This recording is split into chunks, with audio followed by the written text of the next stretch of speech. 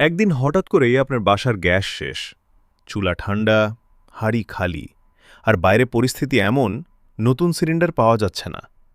এটা কি শুধুই কল্পনা, নাকি ভবিষ্যতের বাস্তবতা? বিশ্বজুড়ে জ্বালানি সংকট, গ্যাসের দাম বৃদ্ধি এবং সরবরাহের অনিশ্চয়তা সবকিছু মিলিয়ে প্রশ্ন একটাই: গ্যাস না থাকলে আমরা রান্না করব কি দিয়ে? আজকের ভিডিওতে আমরা শুধু বিকল্প বলবো না, আমরা দেখব কোনটা বাস্তবসম্মত, কোনটা নিরাপদ, আর কোনটা হয়তো আমাদের ভবিষ্যৎ। সেগমেন্ট ১: কাঠ বা ঐতিহ্যবাহী জ্বালানি। সবচেয়ে পুরনো কিন্তু সবচেয়ে নির্ভরযোগ্য কাঠের চুলা। গ্রামে এখনও অনেকেই এটা ব্যবহার করে। কাঠ, খড়, শুকনো পাতা, এগুলোই জ্বালানি। কিন্তু এখানে একটা বড় প্রশ্ন আছে: এটা কি সত্যিই ভালো সমাধান? সুবিধা: সহজে পাওয়া যায়, খরচ কম, বিদ্যুৎ বা গ্যাসের ওপর নির্ভরতা নেই। সমস্যা: ধোঁয়া, যা ফুসফুসের জন্য মারাত্মক ক্ষতিকর, পরিবেশ দূষণ, শহরে ব্যবহার প্রায় অসম্ভব। গবেষণা বলছে ঘরের ভেতরে কাঠের ধোঁয়া দিনে প্রায় 400টি সিগারেটের ধোঁয়ার সমান ক্ষতি করতে পারে। তাহলে এটা কি সমাধান নাকি নতুন সমস্যা? সেগমেন্ট ২: ইলেকট্রিক চুলা, আধুনিক কিন্তু ঝুঁকিপূর্ণ। এখন আসি আধুনিক যুগে। ইলেকট্রিক চুলা বা ইন্ডাকশন কুকার, বাংলাদেশে অনেকেই এখন এটা ব্যবহার শুরু করেছে। সুবিধা: পরিষ্কার, ধোঁয়াহীন, দ্রুত রান্না, নিরাপদ। কিন্তু যদি বিদ্যুৎ না থাকে, লোডশেডিং হলে সবকিছু থেমে যায়।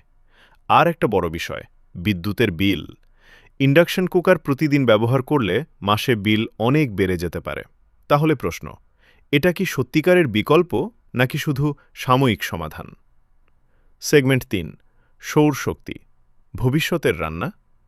এবার আসি এমন এক প্রযুক্তিতে যেটা শুনলে অবাক হবেন: সোলার কুকার বা সূর্যের আলো দিয়ে রান্না। হ্যাঁ, ঠিকই শুনেছেন। সুবিধা: সম্পূর্ণ ফ্রি জ্বালানি, পরিবেশ বান্ধব, কোনো ধোঁয়া নেই। কিন্তু সমস্যা: রাতে ব্যবহার করা যায় না, মেঘলা দিনে কার্যকর নয়, রান্না হতে সময় বেশি লাগে। তবে একটা গোপন তথ্য জানেন? কিছু দেশে এখন হাইব্রিড সোলার কুকার তৈরি হচ্ছে, যা সূর্যের আলো প্লাস ব্যাটারি দিয়ে 24 ঘন্টা কাজ করতে পারে। এটা কি ভবিষ্যতের রান্না প্রযুক্তি? সেগমেন্ট ৪: বায়োগ্যাস, লুকানো শক্তি। এবার আসি এমন এক সমাধানে যেটা অনেকেই জানেন কিন্তু গুরুত্ব দেন না। বায়োগ্যাস, গরুর গোবর, রান্নাঘরের বর্জ্য, এসব থেকে তৈরি হয় গ্যাস। সুবিধা: একদম নিজস্ব উৎপাদন, খরচ কম, পরিবেশ বান্ধব। কিন্তু শহরে এটা করা কঠিন, জায়গা লাগে, সঠিক ব্যবস্থাপনা দরকার। তবুও এটা এমন একটি শক্তি যা ভবিষ্যতে গ্যাসের বড় বিকল্প হতে পারে।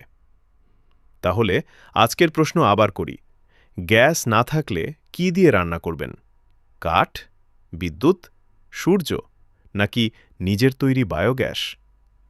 বাস্তবতা হল, ভবিষ্যতে একটাই নয়, একাধিক সমাধান লাগবে। কারণ একটি জ্বালানির ওপর নির্ভর করা মানেই একদিন বিপদে পড়া। তাই এখন থেকেই প্রস্তুত হন, কারণ ভবিষ্যতের রান্নাঘর আজকের মতো থাকবে না। আপনি কোনটা বেছে নেবেন? কমেন্টে লিখে জানান। আর এমন তথ্যভিত্তিক ভিডিও পেতে চ্যানেলটি সাবস্ক্রাইব করতে ভুলবেন না। কারণ সত্যটা সবসময় চোখের সামনে থাকে না, কখনো কখনো সেটা খুঁজে নিতে হয়।